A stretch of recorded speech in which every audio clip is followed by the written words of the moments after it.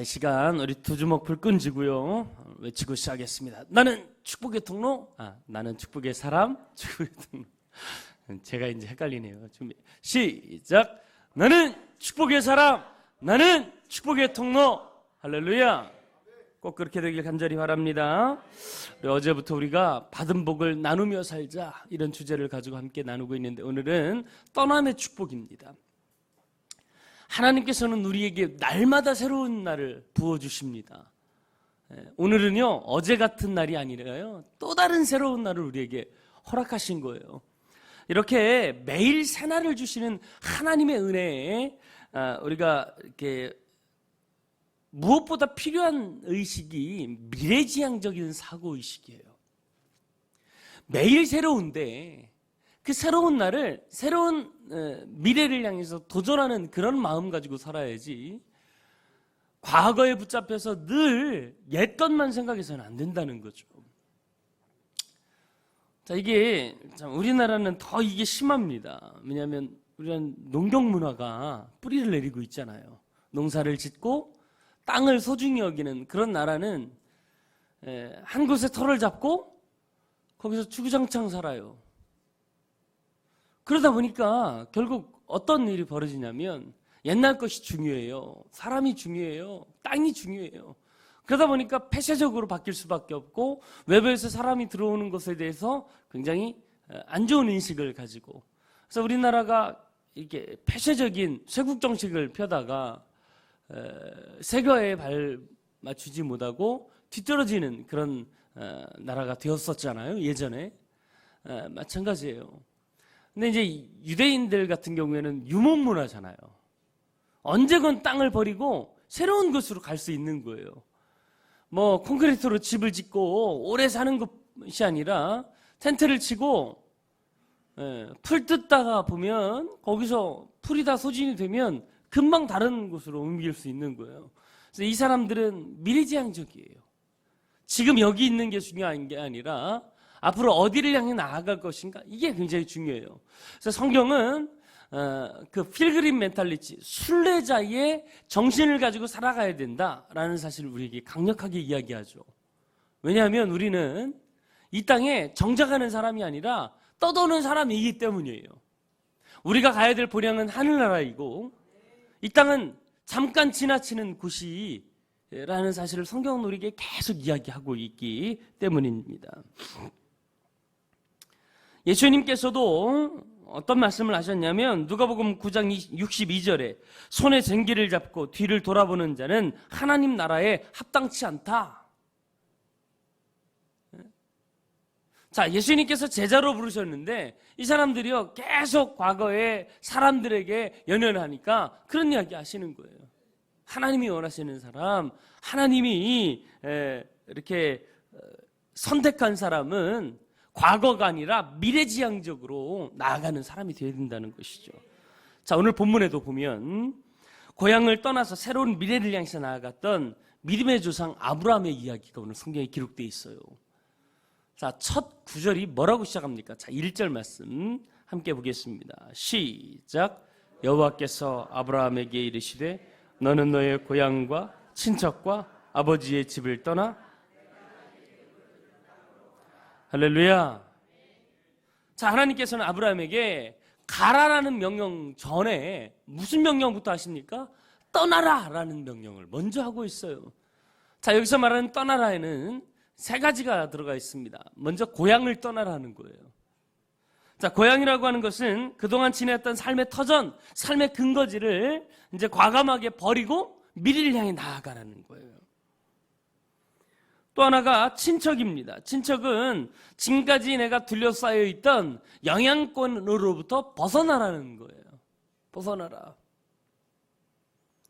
그리고 아버지 집을 떠나래요.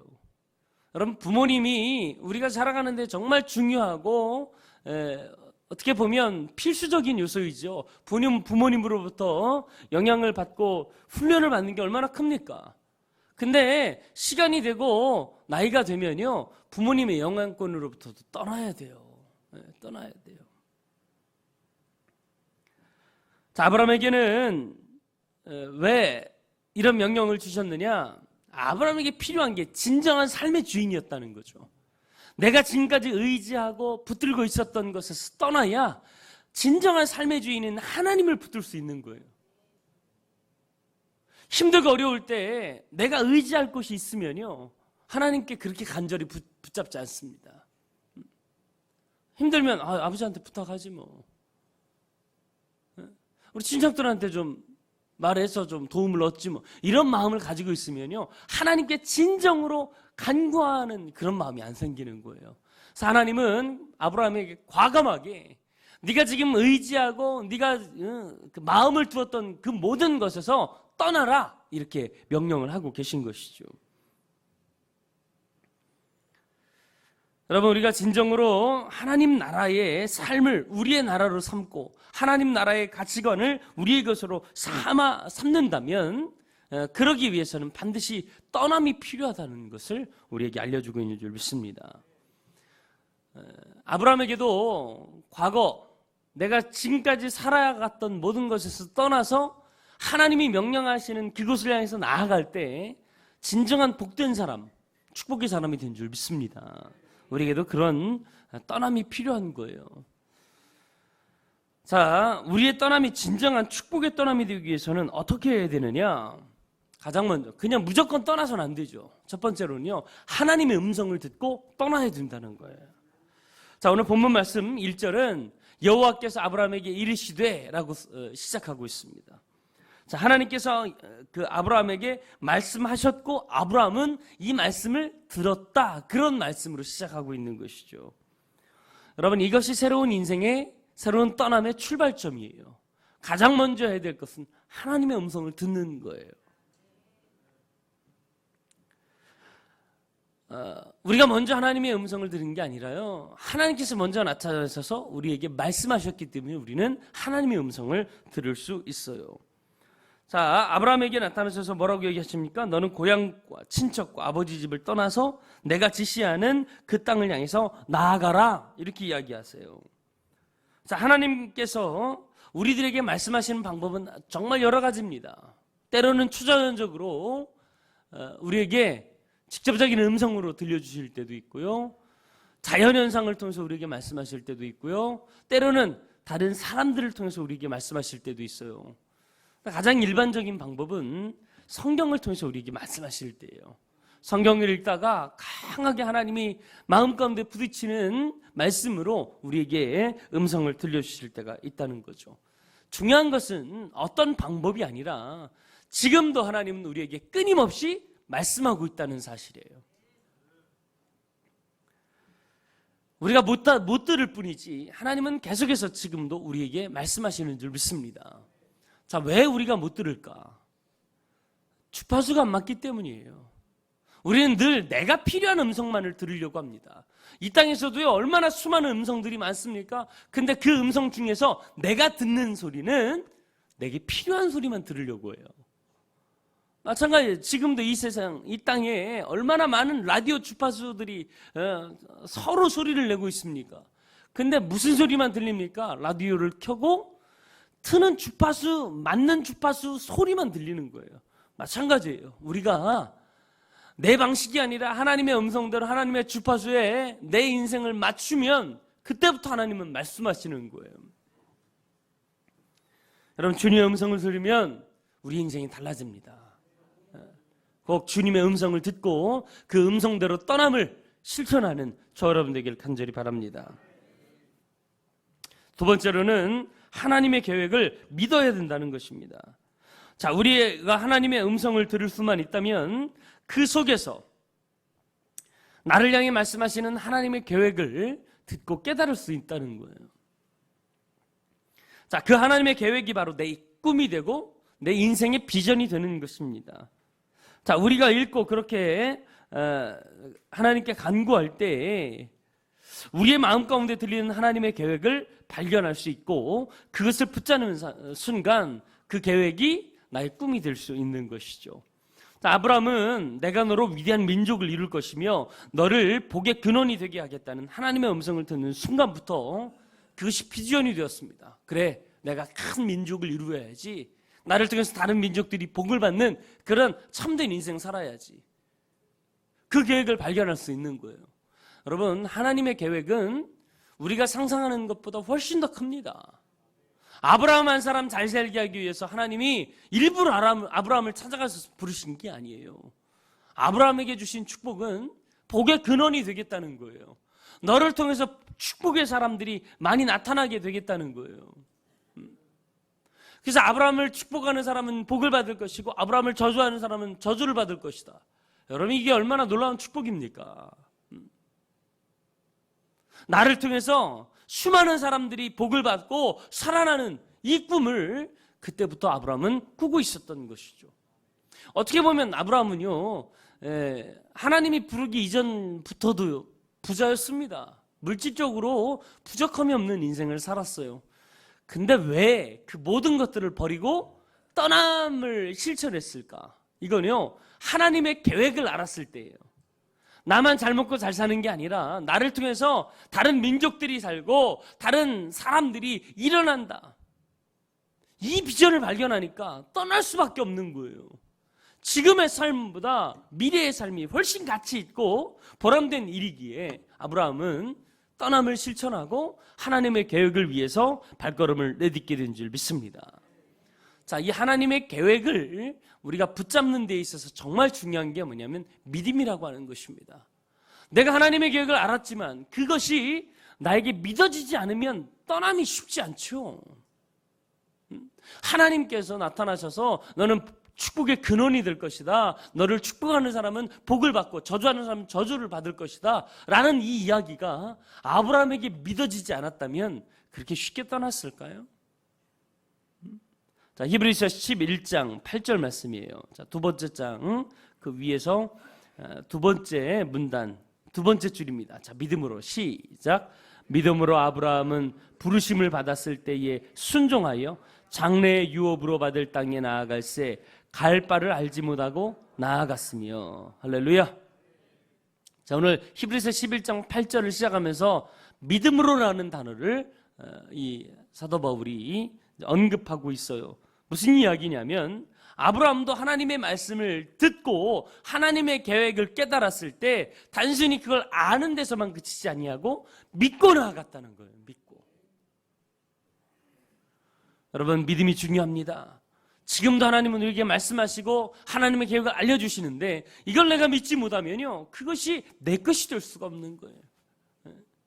하나님, 나에게 하나님의 음성 들려주시고 그 하나님의 뜻을 깨닫게 하사 그것을 믿을 수 있는 이 믿음을 달라고 오늘 이 시간 기도하는 저 여러분들에게 간절히 바랍니다.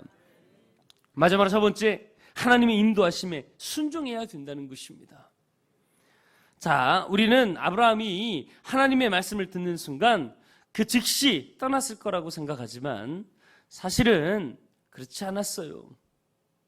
성경을 추적해 보면 아브라함의 떠남은 완벽하지 않았다는 것이죠.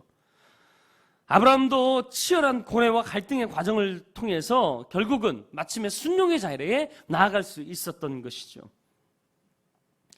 자, 아브라함이 갈대아 지역 우르라고 하는 도시를 떠났습니다. 근데 거기를 떠나서 간 것이 처음에는 하란이라는 동네였습니다. 이 하란에서 약 6년 정도를 머물게 됩니다. 원래 하나님이 가라고 했던 곳은 가나안이라는 땅입니다. 근데 거기로 가기 전에 이 우르라고 하는 지역을 떠나긴 했지만 얼마 안 가서 하란이라는 곳에서 정착해서 6년을 살게 되는데 그 이유가 뭐냐면 아버지 때문이었어요. 아버지. 원래 하나님의 명령 무엇입니까? 너의 친척도 아버지도 집도 다 버리고 고향도 버리고 너 혼자 떠나가라. 의지할 것이 없어야 하나님을 의지할 수 있기 때문에. 근데요, 아브라함은 자기 조카 롯도 데리고 가요. 친척을 데리고 간 거죠. 그러니까 이것부터 하나님의 명령을 온전히 순종하지 않은 거예요. 아버지도 데려가잖아요. 결국 어떻습니까? 사도행전에 보면 자, 아브라함이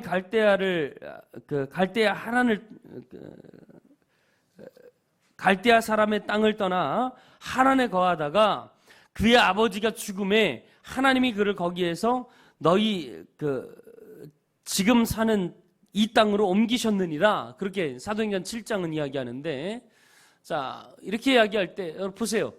하란이라고 하는 땅을 떠날 수 있었던 계기가 뭐였냐면 아버지 때문이었다는 거예요.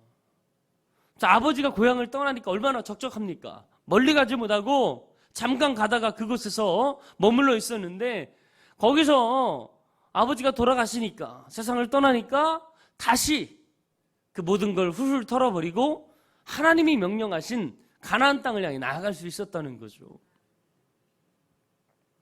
이때 하란을 떠날 때의 나이가 아브라함이 75세였습니다. 75세. 그럼 처음부터 아브라함이 완전한 순종을 했던 건 아닙니다. 불완전했지만 하나하나 실천해서 나아갔을 때 순종의 자리에 나아갈 수 있었던 거죠. 근데 참 성경은 우리에게 이런 이야기를 해요. 처음부터 부족한 모습이었다라고 이야기하지 않고 결론만을 기록합니다. 믿음으로 순종했다. 믿음으로 순종했다. 우리의 믿음도 결코 온전한 것은 아닐 수 있어요. 그럼에도 불구하고 우리의 불완전한 믿음, 불완전한 순종으로 시작할 때 하나님은 그 발걸음을 인도하셔서 온전한 자리에까지 이르게 하시는 줄 믿습니다. 자, 5절 말씀 함께 읽겠습니다. 시작. 아브라함이 그의 아내 사레와 조카 롯과 하란에서 모은 모든 소유와 얻은 사람들을 이끌고 가나안 땅으로 가려고 떠나서 마침내, 할렐루야, 마침내 가나안 땅에 들어갔다는 거예요. 마침내. 과정들은 어떨지 모르지만 하나님은 마지막 결론만을 생각하시는 분이세요. 마찬가지예요. 우리도 불완전할지 몰라요.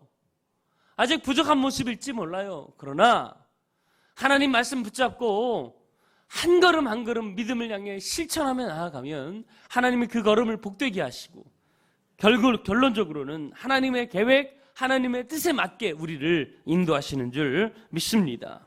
그럴 때 비로소 우리는 아브라함에게 주셨던 하나님의 축복을 누리는 삶, 축복의 근원이 되는 삶, 나를 통해서 다른 사람들이 복받는 그런 인생으로 우리를 이끄실 줄 믿습니다.